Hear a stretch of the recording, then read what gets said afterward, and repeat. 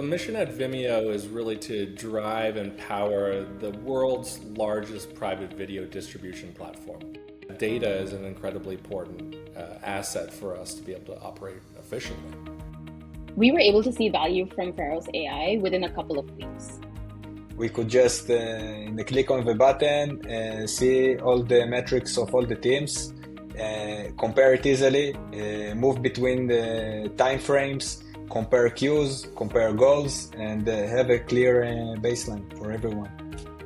We started using Faros AI specifically for DORA metrics, but what we found very quickly is that Faros was able to easily adapt with our adapting metrics as well. We wanted to look at metrics for security. We wanted to look at metrics for our quarterly delivery rates.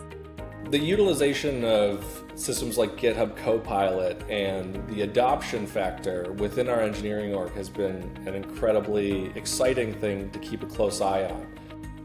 The significance of having time back from doing manual work and to just looking at a dashboard is major.